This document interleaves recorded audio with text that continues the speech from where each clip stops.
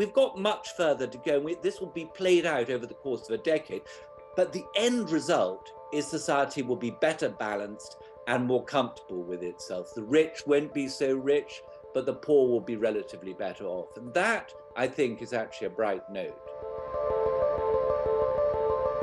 Welcome back to Breakout from Breaking Views, brought to you by PGIM. I'm Peter Thurlas, I'm the global editor of Breaking Views, and I'm joined once again by Edward Chancellor. Eddie, nice to see you. Nice to see you again. So Eddie, this week you've written a column for us about a concept you call the global wealth pump and the role played by ultra-low interest rates. There's a lot to get into there, but let's just start by unpacking this idea of a wealth pump. What is it and where does it come from? So the wealth pump is a notion of this Russian-American complexity theorist, a grand title, fellow called Peter Turchin. And Turchin is a specialist in what he calls another rather grand-sounding title, cliodynamics, which is a sort of quantitative approach to history, taking big data to find the patterns of history. And Turchin's got a new book out called End Times. And in the book, he argues that there are periods of rising inequality and popular immiseration that end in crisis. And what drives the rising inequality is what he calls a wealth pump.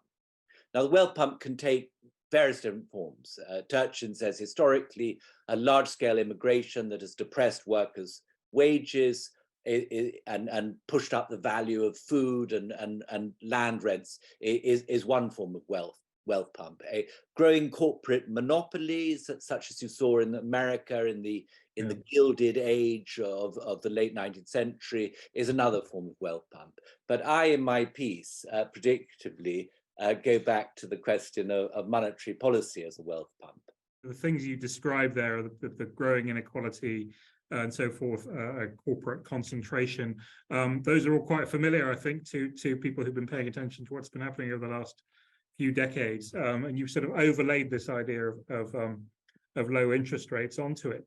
And then what? So what, according to Turchin, or in your view, what are the consequences of that? And then, I guess, what happens next? Turchin has this notion, which is actually rather worrying for people like ourselves, that you, when you get this period of widening inequality, you have what he calls elite overproduction.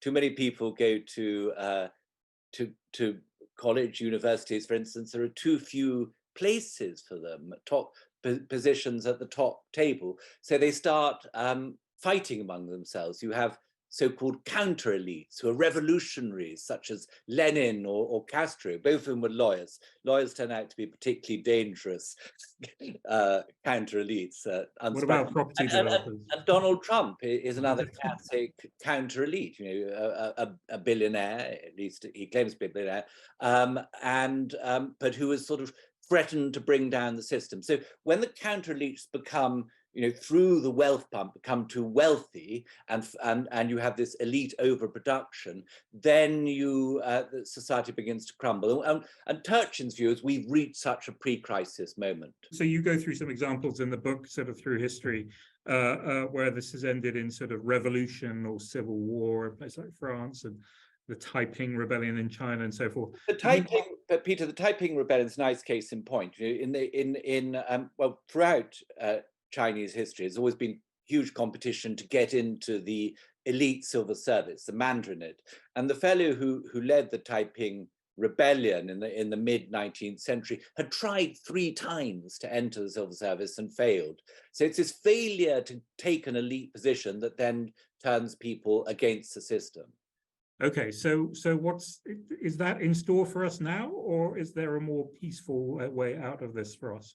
Well, okay, so worst case scenario is revolution and civil war, such as Russian Revolution 1970, the Cuban Revolution, so forth, or the French Revolution, which the elite lose their heads. Now, the good news is that, as Turchin says, it doesn't have to be that way. I mean, first of all, the elite can pull themselves together, as they did in the US in the 1930s, and say, okay, we're going to give,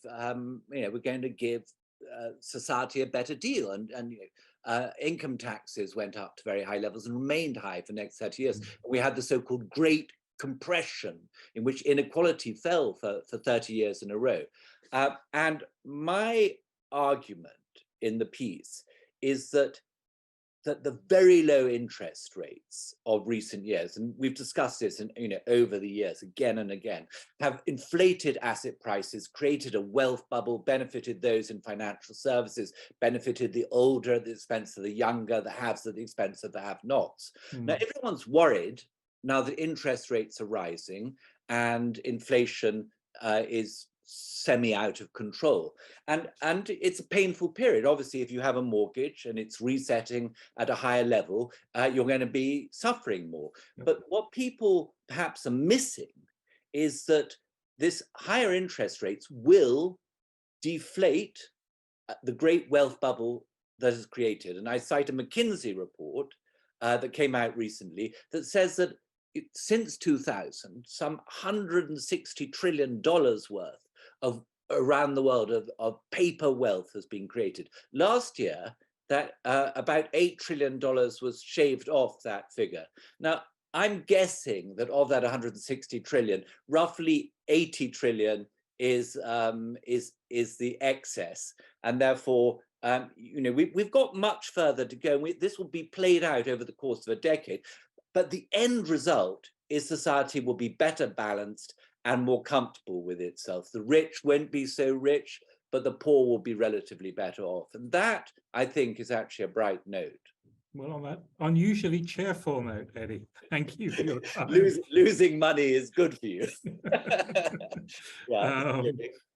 Fascinating as always, and look forward to talking to you again soon. Okay, thanks, Peter.